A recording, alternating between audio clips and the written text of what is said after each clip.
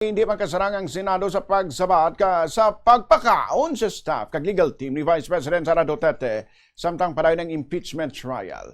Ining sabat ni Senate President Sherwin Gatchalian matapos nagsulat si Duterte nga dapat sabton sang Senado ang catering para sa iyang mga personnel kag abogado kag dapat nga hatagan sila sang pagkaon kag ilimnon nga santo sa ilang pilion kag iserbe sa ilang designated holding area.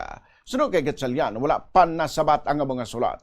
Ginatunan pa sa impeachment code ang mga request apang ginpabutyag niya nga limitado ang pondo sa Senado kag kinahanglan unahon ang mga gasto para sa budget hearings kay iban pa nga committee hearings. Nauna man nga nagpahayag si Gatchalian nga posible nga magrenta ang Senado sang dugang nga lugar sa Philippine International Convention Center para sa budget hearings mangod ginagamit para sa impeachment trial ang pila ka session rooms. Hindi ko pa nasasagot dahil pina-finalize po namin lahat itong arrangement. Anong laman ng letter, sir? Anong laman ng It's not a no yet.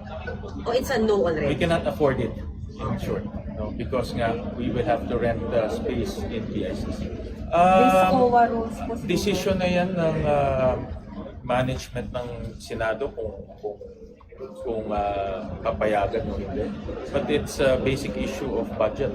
Dahil nga hindi kaya ng budget dahil meron tayong ibang gastusin. We have to prioritize, of course, yung budget hearings at committee hearings.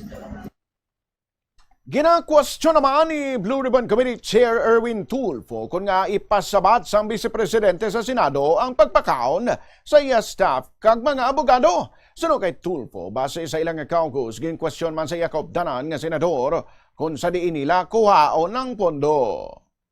Desisyon po ng Senate President namin, number one, namin sasagutin sa COA yun, di ba? Magtatanong kami. Napag-usapan namin kagabi sa mini-caucus ng majority sa taas. Pinag-usapan yun, and the decision of majority is like, ba't natin sasagutin, di ba? How do we explain that? Saan natin kukunin yung bayad sa pagkain tapos sila pa mamimili sa catering? So hindi. So hindi yung kasagutin. So sir, hindi. Hindi. Si Senator Erwin Tulfo